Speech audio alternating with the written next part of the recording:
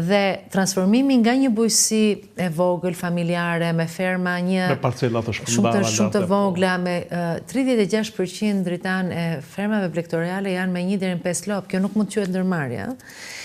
Dhe ne përgjatë gjithë kësaj kohe, dhe nuk ka nisur tani me mua, po edhe para arsit e mi, në mënyrën se si skemat kombëtare i orientonin drejt një dyshemeje për të dhënë skema në mënyrë që edhe të nxiteshin për të bashkuar produktet e tyre drejt një tregu. Por bashkimi në Shqipëri nuk kupton kooperativa dhe ne gjithmonë themi nuk po flasim për të njëjtat formate kooperativash, ne po flasim për bashkim operatorësh për interesin për të shkuar në treg, jo për të bashkuar pronën. Nuk do t'ja usjellim ne kryetarën e kooperativës, do ta zgjidhni jo, as kryetar nuk duhet drejtar, nuk duhet kryetar. Ideja është në qoftë 4, 5, 10 fermer bien dakord që përveç faktit që të kenë një agronom apo një veteriner që lidhet edhe me sigurinë ushqimore, që i monitoron edhe në raport me çfarë sfida është mbjellin. Si e përdorin tabelën e përdorimit pesticideve. Pesticidet ku i blejnë, se duhet i blejnë farmacitë bujqësore, jo në ndorë, se mund t'jenë dhe të ndaluara. Kur është data e vjeljes, apo ajo që quhet ndryshe karenca. Të gjithë këtë punë, apo të pjesë e blektorisë, vaksinimi e kështu me radhë, në qoftë se një grup të vogël e ndjek një veteriner apo një agronom, në fakt, grupi nuk ka nevojë për kryetar. Ata kanë nevojë vetëm që këtë produkt me këto karakteristika të sigurisë ushqimore t'i çojnë te pikat e grumbullimit. Pikat e grumbullimit për gjatë viteve të fundit janë rritur. Janë gati 400 pika grumbullimi dhe përpunimi, sepse në qoftë se kjo pjesa e zinxhirit, pjesa e mesme e zinxhirit nuk do të funksiononte, ku do shkonte ky produkt? Do të shitej si. Neve sot kemi gati 537 milion euro eksporte. Nga 104 milion euro që ishën 2013. Kjo shifër, gati 5 fish, nuk do rriten qoftë këto pikat e grumbullimit, nuk do kishin dhoma frigoriferike, nuk do kishin mundësinë të seleksiononin sipas kësaj cilësie. Pra, fermerët këta 10 plus pikat e grumbullimit bëjnë një grup aktorësh. Po kemi dhe hotelerin në Shqipëri e cila sot po kërkon më shumë se sa po kërkohet jashtë.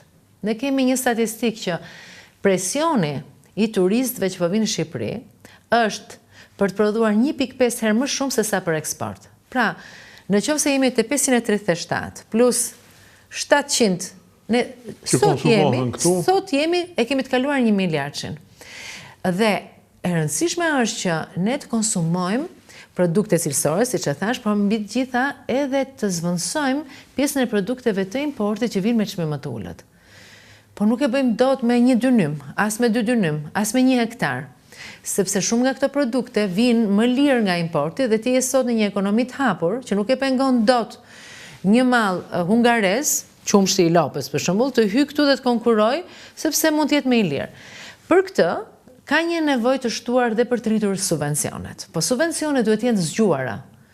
Dhe subvencionet që ne kemi gati 2 vjet që i kemi çuar në 52 milion euro, këto të drejtë për drejtat, i kemi kombinuar dhe me skema investimesh. Ndërkohë thonë që Maqedonia i ka më të larta, pa përmendur fondet. Maqedonia po, është e vërtetë që ka më të lartë, Kosova jo. Do me thënë, neve vjet kemi dhënë të njëjtën shumë, 63 milion euro ka qenë skema e mbështetjes për skema investimesh, ndërtim serash, stallash, pika grumbullimi dhe skem të drejtë për të ulë kostot. Por mos të harrojmë që Kosova me Shqipërinë nuk ka të njëjtin nevojë buxhetor për të mbështetur bujqësinë.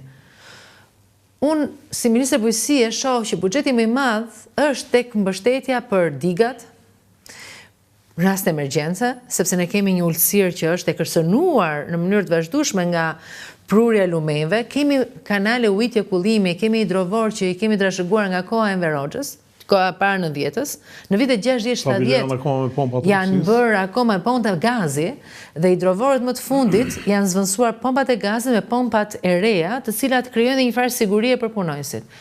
270 milion euro janë investuar në vetëm 10 vite për infrastrukturën e kullimit Dhe për të ruajtur sipërfaqen e punueshme të tokës. Ne sipërfaqja e ujitshme e tokës është diku te 360.000 hektar. Kemi arritur që të ruajmë 300.000, kemi edhe 60.000 dhe brenda mandatit 4 planet janë që në 100% sipërfaqja e ujitshme të jetë e ruajtur.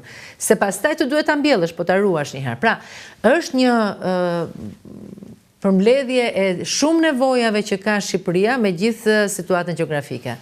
Po për të thënë vetëm një gjë në raport me zinxhirin dhe organizimin e aktorëve në një bashkim.